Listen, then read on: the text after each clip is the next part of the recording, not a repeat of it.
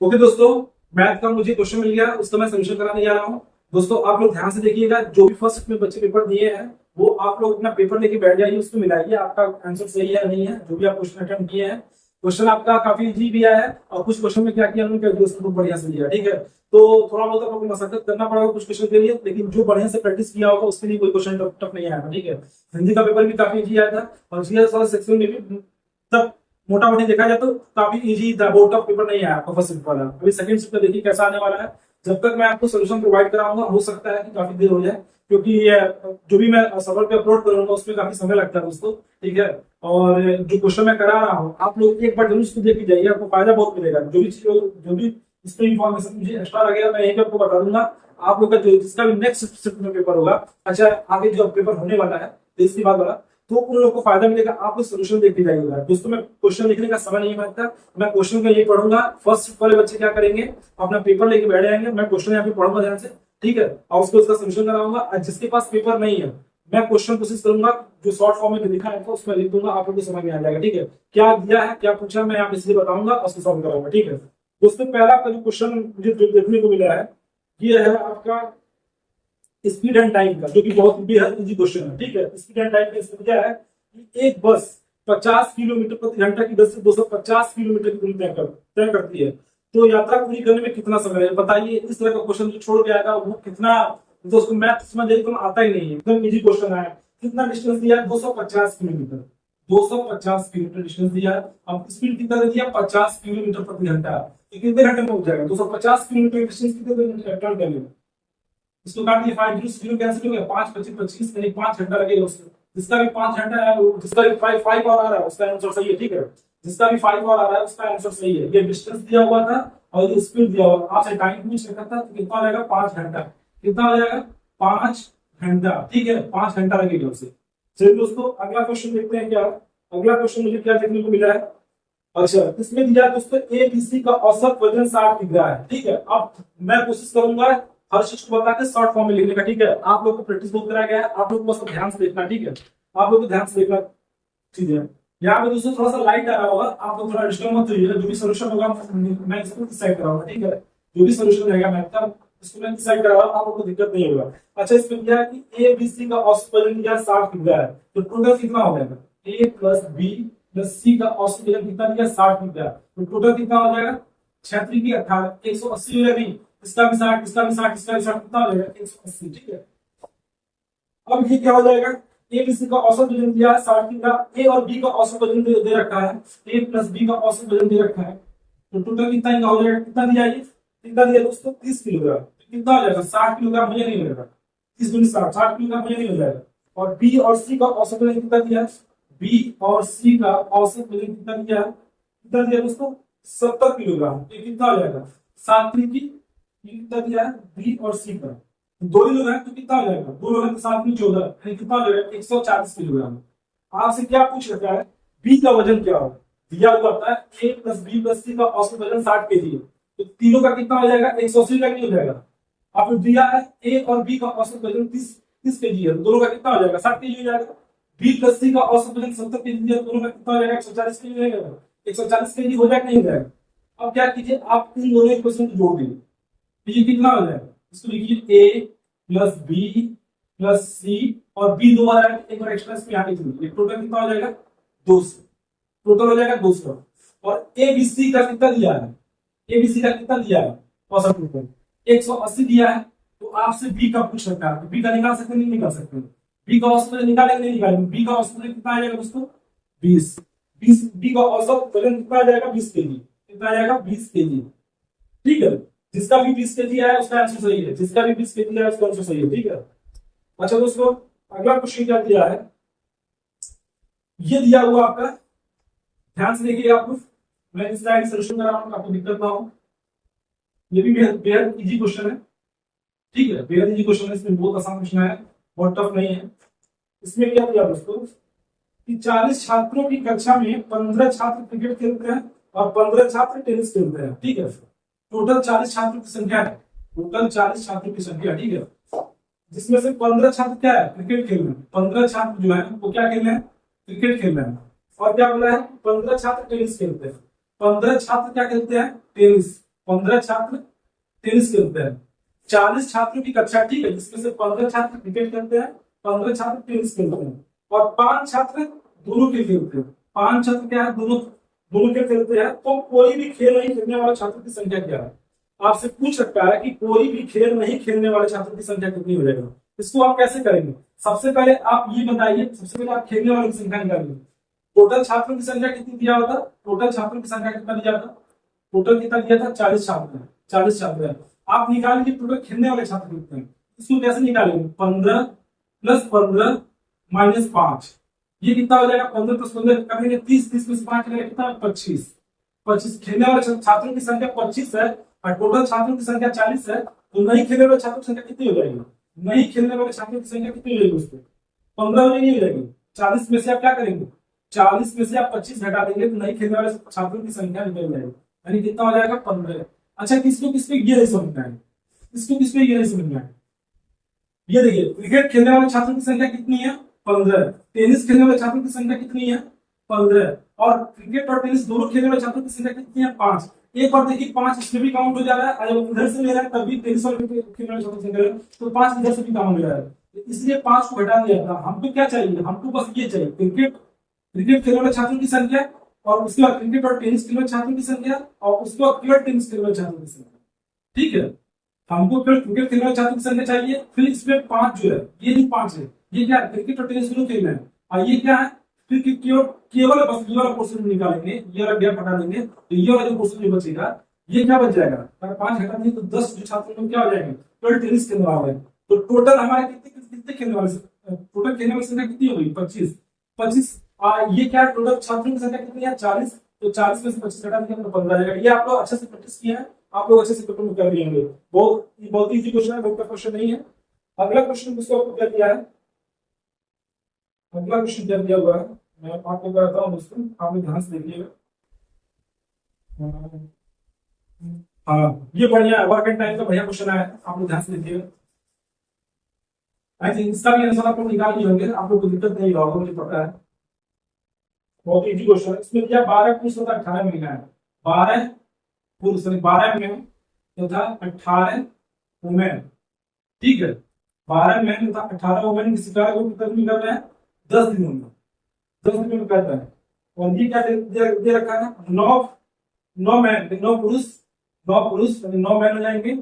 और भी क्या दे रखा है दोस्तों, 18 महिलाएं, यानी 18 वुमेन, 18 वुमेन इस काम को कितने दिन कर सकते हैं, 12 दिनों में, 12 दिनों में। यहाँ तक आपको दिख रहा है दोस्तों, तो दिक्कत नहीं है, ये मैं 10 लिखा हूँ, यहाँ पे मैं 12 लिखा हूँ, ठीक है।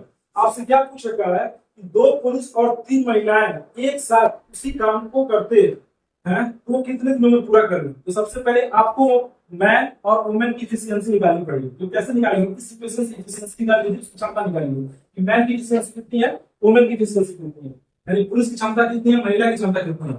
अब इसमें देखिए, सबसे पहले इसको काटिए, सबसे पहले काटिए इसको, कितना, 2 पंजे 10, 2 पंजे 10, और ये कितना, 2 छक्के 12, 2 छक्के 12।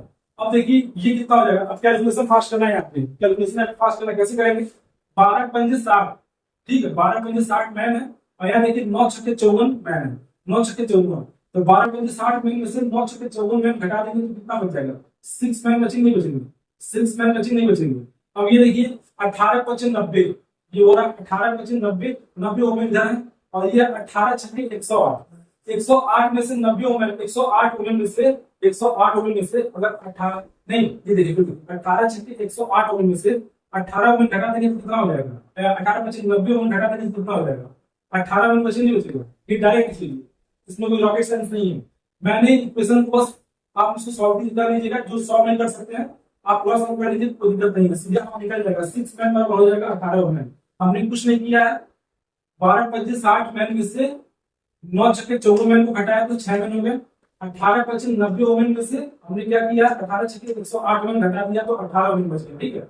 अच्छा, मैन बटे वुमेन का क्षमता कितना आ जाएगा, 18 और बटे 6, यानी 3:1। ये हो जाएगा, नहीं हो जाएगा, 3:1 हो जाएगा, नहीं हो जाएगा, जल्दी बताइए, 3:1 हो जाएगा, चल ठीक है।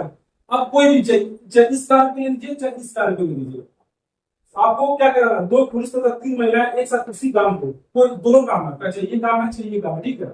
इसको ले लीजिए। तो सबसे पहले इस काम के लिए कितनी दूरी कर सकते हैं उसको चेक करना आपको बता रहा है। तो 12 महीने है, ठीक है, 12 महीने बांटने में कितना हो जाएगा, 12 यहाँ 36 हो जाएगा, डायरेक्टली बांटने में 36, और वुमेन की डिस्टेंस कितनी है 18, 18, तो ये कितना है टोटल 10 दिनों में करते हैं, ठीक है। अब आपको यही काम कितने दिनों से करवाना है, ये जो काम है कितने दिनों से करवाना है, कितने दिनों से काम, 2 पुरुष तो 3 महिलाएं से, 2 पुरुष कीजिएगा तो कितना हो जाएगा 2 into 3 हो जाएगा, नहीं हो जाएगा। और एक महिला है, एक क्या है, एक महिला नहीं है, 3 महिला है, तो 3 into कितना है, महिला की डिस्टेंस कितना दिया है, वुमेन की क्षमता कितनी दिया है, 1 दिया है, ये कितने दिनों में कर सकते हैं, तो 30 दिनों में, ठीक है। अब इसको सॉल्व करने में कोई दिक्कत है, इसको सॉल्व करने की दिक्कत है, ये 36 और ये 48 से कितना हो जाएगा, 36 48, ये 54 हो जाएगा, नहीं हो जाएगा, ये 54 होगा, नहीं होगा, 10, और ये कितना हो जाएगा 2 3 6 6 3 9, इसको काटिए, टाइम कितना आ जाएगा 9 6 54, इसका 60 आया कि नहीं आ रहा, 60 दिन में, इसका मतलब 2 पुरुष 3 महिलाएं एक साथ उसी काम को कितने दिन में कर सकती है, 60 दिनों में कर सकती है, 60 दिन में कर सकती है, ठीक है। चलिए दोस्तों, ये क्वेश्चन बहुत बढ़िया पूछा है। चलिए लाइट यहाँ पे जा रहा है, आपको यहाँ तक मैं बता सकता हूँ, कोई दिक्कत नहीं है। लाइट यहाँ पे, आपको यहाँ पे ध्यान से देखिए, यहाँ पे मैं बता रहा हूँ, ठीक है, यहाँ पे ध्यान से देखिए।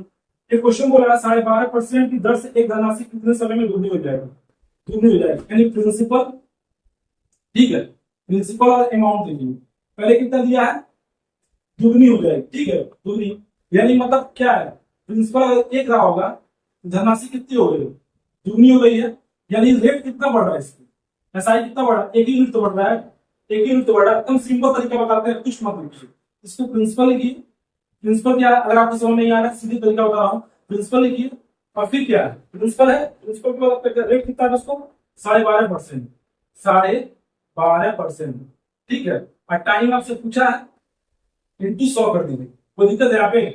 अब क्या बोल रहा है कि दुगना हो जाता है, तो दुगना हो जाएगा तो एसआई कितना होगा, पी तो होगा, पी तो होगा, आपने ये पढ़ रखा हो, ए बराबर क्या होता है, पी प्लस एस आई, ठीक है। ये पी जो घटा देंगे, जो गुना होगा तो एक ही पी तो बचेगा। अब इस पी से इस पी को उड़ाते हैं, इस पी से इस पी को उड़ा दीजिए, ये कितना हो जाएगा, 1 हो जाएगा। अब 12.5% है, टाइम आपको निकालना, तो कितना, इस पॉइंट को हटा दीजिए, ये 0 हो जाएगा। अब इसको काटिए, इसको काटिए, ये देखिए 125 125 सेकंड 125 125 अटे 200, 125 अटे 200, यानी टाइम कितना हो जाएगा 8 साल, टाइम कितना हो जाएगा 8 साल। 1 सेकंड दोस्तों, इसमें देखता हूँ कितना टाइम आ रहा है, 8 साल आ रहा है कि नहीं आ रहा है, जल्दी बताइए, जल्दी बताइए, 8 साल आ रहा है कि नहीं आ रहा है, 8 वर्ष आ रहा है, एकदम इजी तरीका यही है, इसको अपना लीजिए, ठीक है। आपका अमाउंट कितना हो गया था, दुगना हो गया, तो ब्याज कितना हो रहा होगा, ब्याज कितना होगा, 1 ही रहा होगा, उसको रखेंगे, सीधा पैसे निकाल सकते हैं, कोई दिक्कत नहीं है, अगर आपको ट्रिक नहीं लगाना हो तो। और ट्रिक लगाने तभी इजी है, आसान क्वेश्चन है, बहुत इजी क्वेश्चन है, उसको ज्यादा टफ नहीं है, बस आपको ध्यान देना है इस क्वेश्चन में। मैं अगला क्वेश्चन डालता हूँ जल्दी से दोस्तों आपका।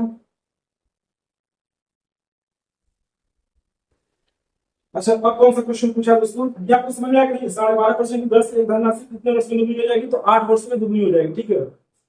इसको मैं सॉल्व करा दिया हूं, एक बार आप देख लीजिएगा अच्छे से। अगला क्वेश्चन कौन सा दोस्तों, अच्छा ये भी करा दिया, 40 अंकों का भी करा दिया, अच्छा इसको एक दो तीन, हाँ ये क्वेश्चन बढ़िया बढ़िया पूछा है, देखते हैं अपन करके बताता हूँ। बोला कि 67 मीटर लंबी ट्रेन, बोला है 67 मीटर लंबी ट्रेन 10 सेकंड में 33 मीटर सुरंग को पार करती है। 67 मीटर लंबी ट्रेन 10 सेकंड में 33 मीटर सुरंग को पार करती है, यानी ट्रेन 65 मीटर लंबे प्लेटफॉर्म पे खड़े एक व्यक्ति को पार करने में लगने वाला समय ज्ञात कीजिए। ये बहुत बड़ी गलती कर रहे हैं इस क्वेश्चन में, ठीक है। इसको कैसे आप सॉल्व करेंगे, आपसे थोड़ा सा घुमा दिया है। अच्छा 67 मीटर लंबी ट्रेन है, 67 मीटर क्या है, 67 मीटर क्या है दोस्तों, ट्रेन का लेंथ दे दिया, 67 मीटर, 67 मीटर क्या है लंबी ट्रेन है, और 33 मीटर लंबी सुरंग है। 33 मीटर क्या है, लंबी सुरंग है, 33 मीटर क्या है, लंबी सुरंग है, ठीक है। इसको आपको जोड़ना पड़ेगा, और क्या है 10 सेकंड में स्पीड इंटू ये क्या बोल रहा है 10 सेकंड में इसको पार करती है, 10 सेकंड में पार करती है, तो ट्रेन का स्पीड यहाँ से निकाल सकते हैं, निकाल सकते हैं। ये कितना हो जाएगा दोस्तों, ये 100 मीटर हो जाएगा नहीं हो जाएगा, 100 मीटर हो जाएगा नहीं हो जाएगा, और ये आपका क्या दे दिया है 10 सेकेंड, ठीक है 10 सेकेंड, कितना हो जाएगा 10, इसको काटिए 10 ग्राम 100, 10, ये कितना हो जाएगा, इसका स्पीड कितना हो जाएगा 10 मीटर पर सेकेंड, इसमें कोई दिक्कत है 10 मीटर पर सेकेंड। अब इसके बाद गेम खेला आपसे, इसके बाद क्वेश्चन पूछ रहा है, इसके बाद आपके साथ गेम खेला गया। गेम क्या खेला गया है, बोला कि ट्रेन द्वारा 65 मीटर लंबे प्लेटफॉर्म पर खड़े 65 मीटर लंबे प्लेटफॉर्म पर खड़े व्यक्ति व्यक्ति को पार करने में लगने वाला समय। अब लड़के क्या किए हैं 65 मीटर में क्या किए हैं, 65 मीटर में क्या किए हैं, वो क्या किए हैं 67 मीटर, ट्रेन की लंबाई जो होती है, ऐसा नहीं बोला है, वो अब एक व्यक्ति को पार कर रहा है, यानी अपने लेंथ के बराबर वो पार कर रहा है, ट्रेन अपने लेंथ के बराबर। और ट्रेन का लेंथ कितना दे दिया था, ट्रेन का लेंथ कितना दे दिया था, आप समझ में नहीं, ट्रेन का लेंथ दे दिया था 67 मीटर, 67 मीटर, और उसका टाइम कितना ले रहा है 10 मीटर पर सेकेंड। तो स्पीड कितना हो जाएगा, स्पीड कितना हो जाएगा 6.7 मीटर पर सेकेंड, ठीक है 6.7 मीटर पर सेकेंड। किसका किसका आंसर आया, एक्चुअली क्या बोल रहे हैं दोस्तों, क्या आपसे पूछा इसमें, इसमें क्या पूछा दोस्तों, ट्रेन द्वारा 65 मीटर लंबे प्लेटफॉर्म पर व्यक्ति को पार करने में लगने वाला आपसे समय पूछा, तो कितना हो जाएगा, ये समय पूछा, ये आप स्पीड निकाले थे, ठीक है, ये आप स्पीड निकाले थे, एक बार फिर देख लीजिए, फिर देख लीजिए, ये लाइन में फिर सब बताता हूँ, आप कंफ्यूज किए होंगे, मुझे पता है। आपने यहाँ से क्या निकाल लिया था, आपने यहाँ से क्या निकाल लिया था, आपने यहाँ से क्या निकाल लिया, आपका स्पीड आ गया था 10 मीटर, 10 मीटर पर सेकेंड, ठीक है 10 मीटर पर सेकेंड, ठीक है। अब आपको क्या करना था इसमें, इसमें बोला है कि ट्रेन द्वारा 65 मीटर लंबे प्लेटफॉर्म पर खड़े एक व्यक्ति को पार करने में लगने वाला समय, ठीक है। तो किसके बराबर वो लंबाई पार करेगा, व्यक्ति को बोला पार करने में, तो लंबाई क्या पार करेगा, तो अपने लेंथ के बराबर, ट्रेन जो होगा अपने लेंथ के बराबर। तो स्पीड कितना दे दिया 10 मीटर पर सेकेंड, तो टाइम कितना लेगा दोस्तों, टाइम कितना ले लेगा जल्दी बताइए, टाइम कितना ले लेगा जल्दी बताइए, 6.7 सेकेंड। इसका जो आंसर आएगा 6.7 सेकेंड, ध्यान दीजिएगा, इसका जो आंसर आएगा वो 6.7 सेकेंड आएगा, ठीक है 10 से भाग देंगे कितना आ जाएगा 6.7। चलिए दोस्तों अगला क्वेश्चन लगाते हैं हम आपको, कौन सा क्वेश्चन है 6.7। अच्छा एक और क्वेश्चन आया है, स्पीड एंड टाइम से बहुत क्वेश्चन आया है। ये देखिए आपको, दो रेलगाड़ी क्रमशः 59 किलोमीटर प्रति घंटा तथा दूसरे क्या दिया 17 दिया 32 दिया है, समझ में यार, दो रेलगाड़ी क्रमशः 59 किलोमीटर प्रति घंटा, अच्छा इंग्लिश में 32 किलोमीटर प्रति घंटा, 32 किलोमीटर प्रति घंटा की चाल से समान दिशा में चलती है, और तेज चलने वाली रेलगाड़ी धीमी गति से चलने वाली रेलगाड़ी में बैठे व्यक्ति को 16 सेकंड में पार करती है। तेज गति से चलने वाली रेलगाड़ी की लंबाई ज्ञात कीजिए। अच्छा, तेज चलने वाली रेलगाड़ी की लंबाई बताना है, जाहिर सी बात है इसको भी इजीली आप निकाल सकते हैं। दो ट्रेनें हैं जो समान डायरेक्शन में चल रही हैं, दो ट्रेनें हैं समान डायरेक्शन में चल रही है, ठीक है। इसमें क्या बोला है, जो जिसकी स्पीड अधिक है, जिसकी स्पीड अधिक है 59 किलोमीटर प्रति घंटा, 59 किलोमीटर प्रति घंटा, ठीक है। और एक का स्पीड कितना दे दिया है 32 किलोमीटर, 32 किलोमीटर प्रति घंटा, ठीक है। अब ये चूंकि इसका स्पीड अधिक है तो इस ट्रेन को पार कर जाएगी नहीं कर जाएगी, इस ट्रेन को पार कर जाएगी नहीं कर जाएगी, तो आपसे क्या बोला है, जब इस ट्रेन को पार करेगी तो अपने लेंथ के बराबर दूरी तय करेगी, अपने लेंथ के बराबर, तो यही पूछ लिया आपसे, क्या पूछा, तो तेज चलने वाली रेलगाड़ी की लंबाई बताइए, तो निकालिए कैसे हो जाएगा। इसको क्या कर सकते हैं, 59 में से आप 32 घटाएंगे, 59 में से आप 32 घटाएंगे, और क्या हो जाएगा, टाइम कितना दे दिया उसको यहाँ पे 16 सेकंड में, 16 सेकंड में पार करती है, ये क्या हो जाएगा, लेंथ ऑफ ट्रेन हो जाएगा, ये लेंथ ऑफ ट्रेन हो जाएगा। अच्छा 59 में से 32 घटाएंगे तो कितना हो जाएगा, जल्दी बताइए, 18 और 27, 18 और 9 27, कितना जाएगा 27 किलोमीटर प्रति घंटा, ठीक है। अब इसको आप मीटर पर सेकंड बदल दीजिए, आपको क्योंकि जो दूरी बताना है, आपको जो लेंथ बताना है वो मीटर बताना है, ये कितना आ जाएगा 5/18, 5/18, ये किलोमीटर प्रति घंटा में, इसको मीटर पर सेकंड बनेगा 5/18 और इंटू 16 सेकंड, इंटू 16 सेकंड। अब इसको सॉल्व कीजिए, बताइए कितना आएगा, ये आपका निकल जाएगा क्या, तेज चलने वाली गाड़ी की लेंथ, तेज चलने वाली गाड़ी की लेंथ, तेज चलने वाली गाड़ी कितना आ जाएगा 9 दूनी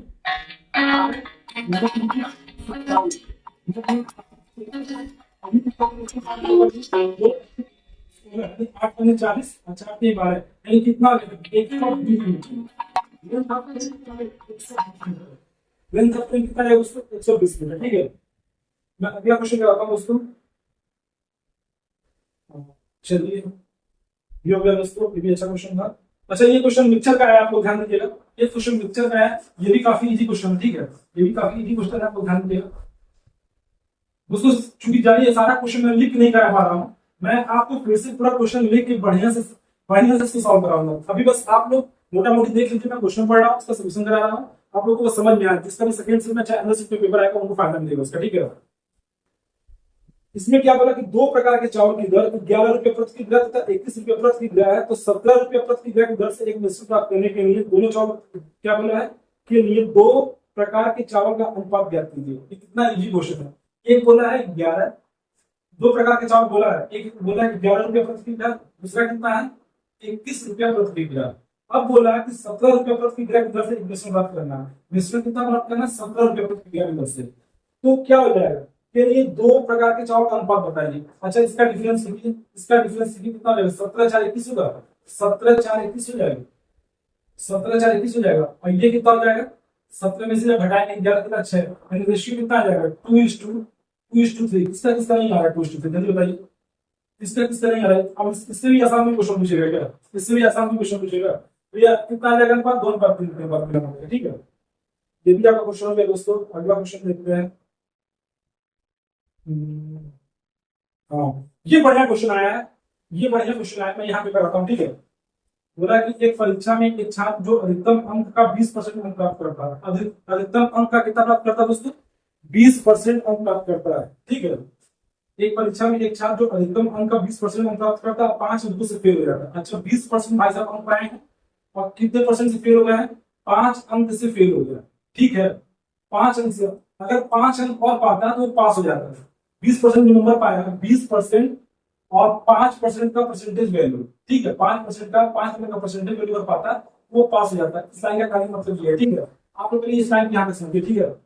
इसके बाद क्या दिया है, एक अन्य छात्र जो अधिकतम अंकों का 30% अंक स्कोर करता है। एक छात्र जो है क्या बोला है,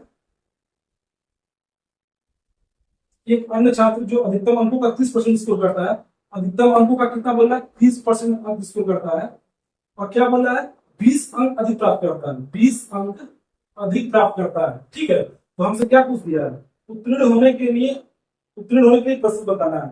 मतलब उत्तीर्ण होने के लिए प्रतिशत बताना, पास होने के लिए कितना परसेंटेज चाहिए। चलिए करिए इसको, एकदम इजी क्वेश्चन। सबसे पहले आपको टोटल नंबर निकालना है, सबसे पहले आपको टोटल नंबर निकालना है।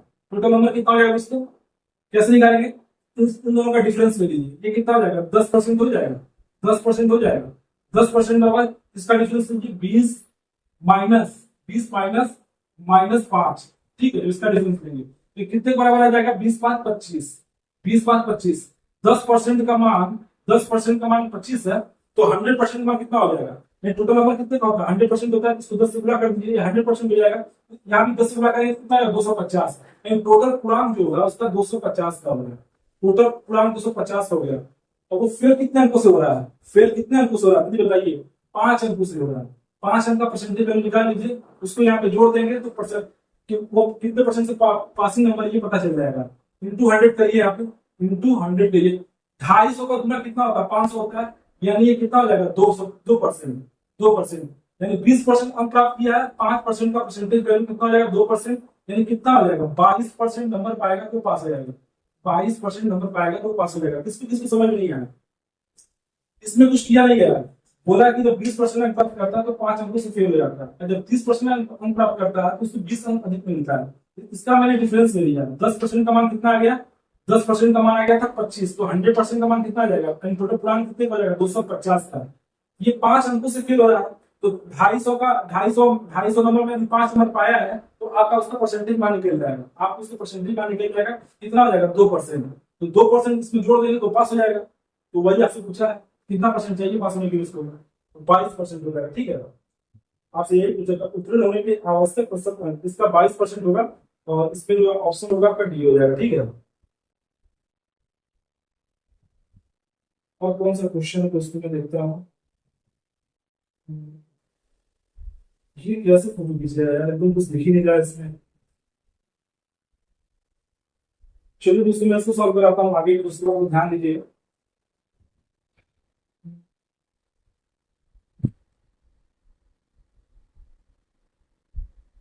अच्छा ये क्वेश्चन बताइए, ये क्वेश्चन बताइए। बोला है कि सबसे छोटी संख्या याद कीजिए जो 4, 4, 6, 6, 7, 8 और क्या 9 से विभाजित करने में प्रत्येक स्थिति में शेषफल 3 बचता है। हमको वो सब छोटी संख्या ज्ञात करना है जिसको 4, 6, 7, 8, 9 से विभाजित करने पे शेषफल के रूप में 3 बचता है। शेषफल के रूप में कितना बचता है दोस्तों? 3 बचता है। इसका मतलब क्या हो गया? इस नंबर का आपको क्या करना है? एलसीएम लेना है। एलसीएम लेना है और प्लस इसमें 3 जोड़ देना है। आपने अच्छे से पढ़ा, प्लस इसमें 3 जोड़ देना, ठीक है। एलसीएम ले लीजिए। एलसीएम इसका कितना हो जाएगा? 9 अट्ठे 72 हो जाएगा और 7 हो जाएगा प्लस 3। बस यही आपको सॉल्व करना था, यही आपको सॉल्व करना था। अब बताइए 9 अट्ठे 72 हो गया, 9 अट्ठे 72 हो गया। 72 में 7 से गुणा करिए। 72 में कितना हो जाएगा? 7 दूनी 14, 7 दूनी 14, 7 से 49 एक 50। 504 में 3 जोड़ दीजिए, कितना हो जाएगा? 500।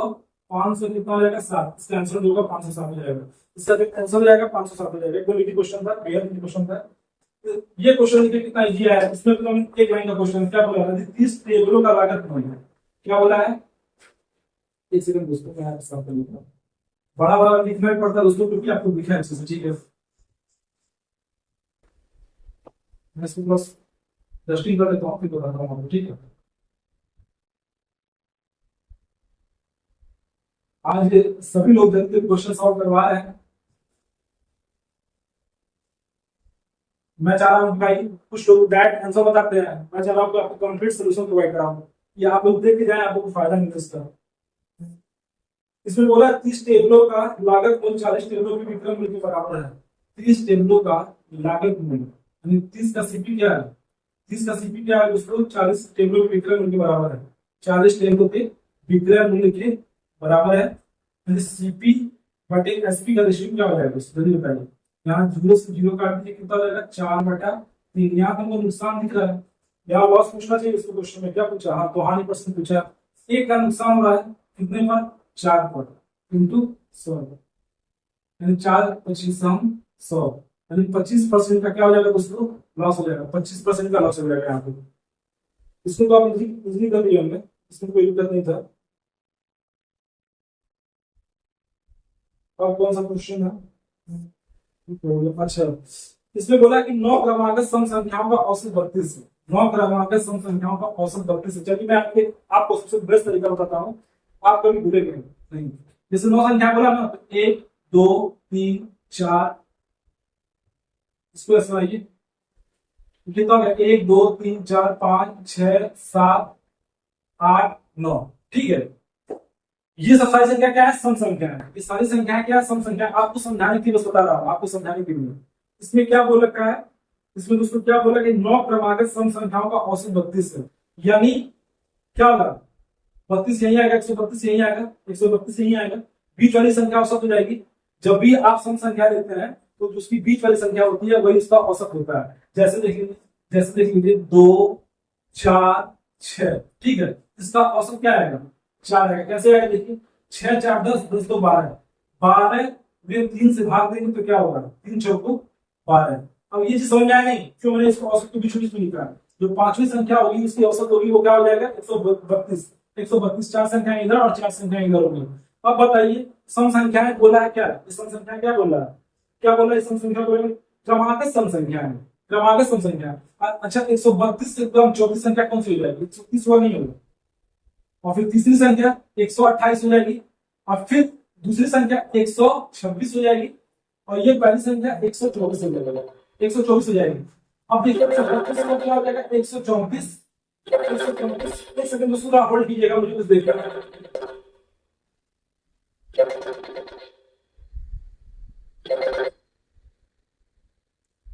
हेलो दोस्तों, थोड़ा फोन आ रहा था इसलिए मैं थोड़ा ध्यान, आप ध्यान से देखिए। यहाँ पे देखिए, ठीक है। ये क्या दिया था? मैंने आपको एवरेज बता दिया था 134, ठीक है। इसका एवरेज क्या बता दिया था? 134। उसके बाद चौथी संख्या नहीं सॉरी दोस्तों, जो मैं बता रहा हूँ 132 होगा। इसका जो एवरेज है वो 132 होगा। और मैंने फिर सारी संख्या को लिख दिया। बड़ी संख्या क्या हो जाएगी? इससे बड़ी संख्या 134 होगी। इससे बड़ी क्या हो जाएगी? 136 हो जाएगी। और इससे बड़ी क्या हो जाएगी? 138 हो जाएगी। और इससे बड़ी क्या हो जाएगी? 140 हो जाएगी। मैं आपको इजी करने का तरीका बता रहा हूँ, एकदम इजी करने का तरीका। आपसे क्या पूछ सकता है? आपसे क्या पूछ सकता है? देखिए आप सीधा निकाल सकते हैं, निकाल सकते हैं। एक सेकंड दोस्तों, क्वेश्चन कहाँ गया?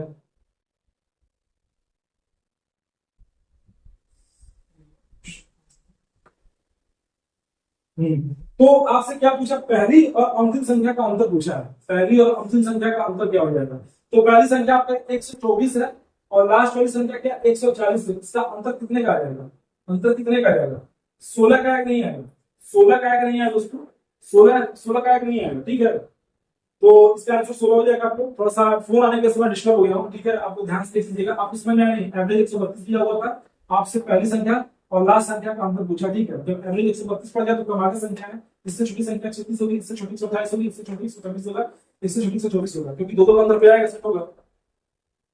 अब ये देखिए क्वेश्चन आया दोस्तों, इसका देखिए कौन कौन आंसर सही किया है। इसमें जो दिया है क्या एससीएफ पूछा है, एससीएफ दिया था क्या, एससीएफ में क्या पूछा, 0.05, ठीक है, 0.05 और ये दिया है 0.5, 0.5 और फिर क्या दिया था 0.25, 0.25 और क्या दिया है, क्या दिया दोस्तों 1.25।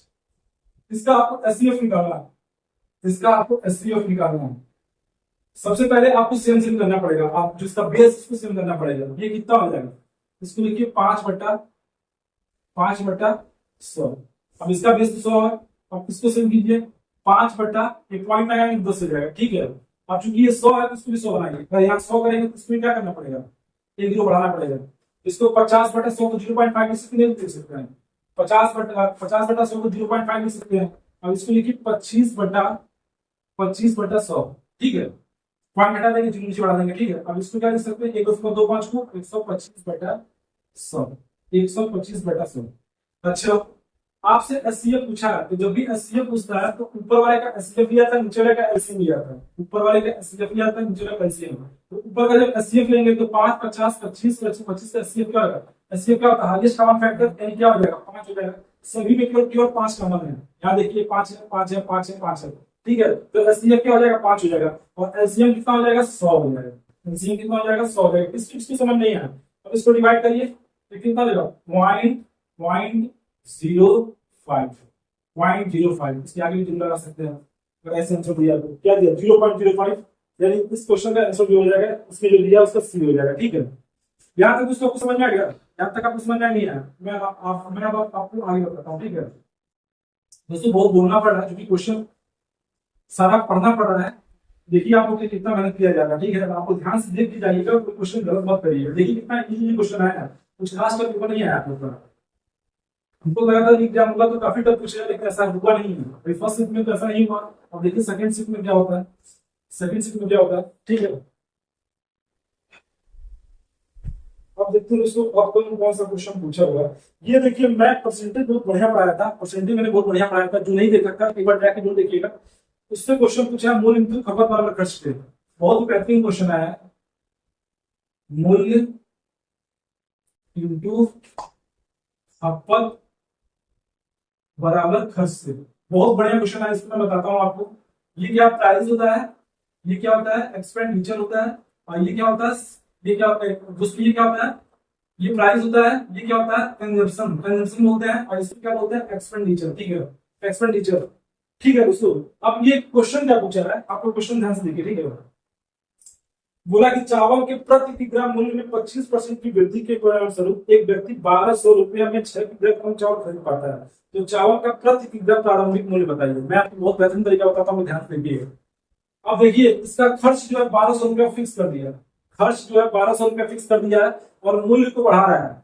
जब खर्च एकदम कांस्टेंट हो जाए, एक्सपेंडिचर कांस्टेंट हो जाए, आप मूल्य को बढ़ाएंगे। अगर मूल्य को बढ़ाते हैं, मूल्य को बढ़ाते हैं तो क्या हो जाएगा, खपत जो होगा, खपत जो क्या हो जाएगा, घट जाएगा। जब प्राइस बढ़ाएंगे तो क्या हो जाएगा, जब प्राइस बढ़ाएंगे जो कंजप्शन वो घट जाएगा। अगर एक्सपेंडिचर कांस्टेंट है, प्राइस बढ़ाने पे कंजप्शन घट जाएगा। ये आप नहीं देख सकते हैं तो हमारा क्लास जाके देख लीजिए। मैं हमारे प्लेलिस्ट में पढ़ा हुआ है, जो मैं परसेंटेज पढ़ाया हूँ, उसमें आप देख सकते हैं। इसका बेसिक कॉन्सेप्ट में पूरा बढ़िया होता है। तो मूल्य को बढ़ाने पे क्या होता है, मूल्य को बढ़ाने पे क्या होता है, खपत बढ़ जाता है। इसमें क्या होता है 25% प्राइस बढ़ जाता है, 25% प्राइस बढ़ जाता है। यदि चावल के प्रति किलोग्राम मूल्य में 25% की वृद्धि होगी, 25% का फिक्स मान कितना हो जाएगा 1/4, यानी प्राइस आपका क्या हो जाएगा, शुरुआत में अगर 4 रहा होगा तो 1 यूनिट की वृद्धि हो गई तो कितना आ जाएगा दोस्तों, 1 यूनिट की वृद्धि हो गई तो कितना आ जाएगा 5, 1 यूनिट की वृद्धि हो गई तो कितना आ जाएगा 5। तो कंजप्शन क्या हो जाएगा दोस्तों, कंजप्शन क्या हो जाएगा जल्दी बताइए। कंजप्शन 5 से कंजप्शन क्या हो जाएगा, यानी खपत क्या हो जाएगा, 5 से 4 हो जाएगा। खपत कितना हो जाएगा, 5 से 4 घट जाएगा। क्यों ऐसा हो रहा है, क्योंकि प्राइस बढ़ रहा है, प्राइस बढ़ रहा है तो कंजप्शन घट जाएगा। अब ये क्या बोल रखा है, तो जब ये क्या बोला, एक व्यक्ति 1200 रुपये में 6 किलोग्राम कम चावल खरीद पाता है। अब देखिए कम हो रहा नहीं हो रहा है, एक यूनिट का मान कितना दे दिया, एक यूनिट का मान दे दिया है 6 केजी, 6 केजी। तो यहाँ पे कितना हो जाएगा, 5 केजी का कितना हो जाएगा, 6 × 5 = 30, 6 × 30 केजी नहीं हो जाएगा यहाँ पे। और यहाँ पे कितना हो जाएगा, 6 चौको 24 केजी, ठीक है। यानी प्रारंभ में कितना केजी खरीद रहा है, 30 केजी, और जब प्राइस बढ़ जाए तो अब कितना खरीद रहा है, 24 केजी। और चूंकि खर्चा उसका क्या है, कॉन्स्टेंट है, तो आपसे क्या पूछा दोस्तों, आपसे पूछा है प्रतिक्रिया प्रारंभिक मूल्य, यानी इसको प्रारंभिक मूल्य बताना है, 30 केजी में बताना है। तो टोटल 1200 रुपया है, ठीक है, और खरीद कितना रहा है, 30 केजी, तो कितना मूल्य हो जाएगा, 30 केजी, ठीक है। तो कितना रुपये पर केजी हो जाएगा, इसमें मान लीजिए 1 जीरो से 1 जीरो हो जाएगा, ये 3 चौको 12, यानी 40, कितना हो जाएगा, 40 रुपया आपका क्या हो जाएगा, रुपया पर केजी। इसका जो आंसर आ जाएगा 40 रुपया पर केजी। ऐसा है, किसी को दिक्कत होगा इस क्वेश्चन समझने में, इसमें कुछ नहीं किया, प्राइस बढ़ गया 20%, तो 4 से 5 हो जाएगा, कंजप्शन का 5 से 4 यानी खपत घट जाएगा। एक यूनिट का मान दे दिया 6 केजी, तो यहाँ पे 5 यूनिट का मान कितना हो जाएगा, 25 केजी, 4 यूनिट का मान 24 केजी हो जाएगा। यहाँ पे कितना खरीदा वो, यहाँ पे कितना खरीदा दोस्तों, यहाँ 6 × 30 केजी खरीदा, यहाँ पे 24 केजी खरीदा है। तो यहाँ पे 1200 के हिसाब से पर केजी दाम कितना हो जाएगा, 30 के हिसाब से, तो कितना हो जाएगा, 30 से भाग दीजिए, इसमें 40 रुपये पर केजी हो जाएगा, ठीक है। पर उसको बार बार बोलना पड़ रहा है, इससे थोड़ा दिक्कत हो रहा है, आप उधर थोड़ा ध्यान दीजिएगा। अब कौन सा क्वेश्चन बचा हुआ आपका, ये हो गया, ये हो गया। चलिए एक क्वेश्चन और बचा है, ये आपका लास्ट क्वेश्चन है, उसको बाकी मैं क्वेश्चन बाद में कराऊंगा, इसलिए क्योंकि काफी लंबा वीडियो हो जाएगा, फिर दिक्कत हो जाएगा सर्वर पे अपलोड करने में हमको। बाकी जो क्वेश्चन बचा है उसको मैं बाद में कराऊंगा आपको, ठीक है। आप लोग ध्यान से देखिए इसको, ये भी एवरेज का क्वेश्चन है, अच्छा क्वेश्चन है, ये एवरेज का क्वेश्चन है, अच्छा क्वेश्चन है, ठीक है। इसमें क्या दिया है दोस्तों, x प्लस, बोला है x प्लस 1/x का औसत, क्या दे दिया है, का औसत क्या दे दिया है, m दे दिया है, का औसत है, तो दो संख्याओं का औसत कितना दिया, m दिया, तो x प्लस 1/x का मान कितना हो जाएगा, x प्लस 1/x का मान कितना हो जाएगा दोस्तों, ये 2m हो जाएगा, नहीं हो जाएगा, 2m हो जाएगा, नहीं हो जाएगा, 2m हो जाएगा, नहीं हो जाएगा। आपसे क्या पूछा, तो x square plus 1/x square का मान कितना हो जाएगा, मतलब औसत कितना हो जाएगा, x square plus 1/x square का औसत कितना हो जाएगा, इसका मान निकालना है, ठीक है। तो x प्लस 1/x का औसत कितना दे दिया, m दे दिया है, तो यहाँ से x प्लस 1/x का मान कितना हो जाएगा, 2m हो जाएगा, नहीं हो जाएगा, x प्लस 1/x का मान 2m हो जाएगा। आपसे पूछा है x square plus 1/x square का औसत क्या आ जाएगा, इसको आप कैसे निकाल सकते हैं दोस्तों, इसको कैसे निकाल सकते हैं, कुछ नहीं करना, इसको कुछ नहीं करना, आप यहाँ से आप दो साइड स्क्वायर कर दीजिए, तो यहाँ से आप और x स्क्वायर, और उसके बाद क्या कीजिए, तो इसको सॉल्व करेंगे तो कितना हो जाएगा, 4m स्क्वायर, इसके बाद क्या है, टू इधर आ जाएगा, x स्क्वायर होता नहीं होता है, x स्क्वायर प्लस 1 कितना हो जाएगा, x square plus 1/x square कितना हो जाएगा, 4m स्क्वायर माइनस 2। क्यों क्यों ये 2 माइनस 2 दिया गया, तो इसका स्क्वायर करेंगे तो कितना लिखते हैं, 2 इंटू x इंटू 1/x करते हैं, जो x से कैंसिल हो जाता है, ये 2 बचा जाता है, ठीक है। तो इसका स्क्वायर करते हैं, यहाँ पे 2 आता है प्लस 2 यहाँ पे आता है, वही 2 उधर जाता है माइनस 2 जाता है।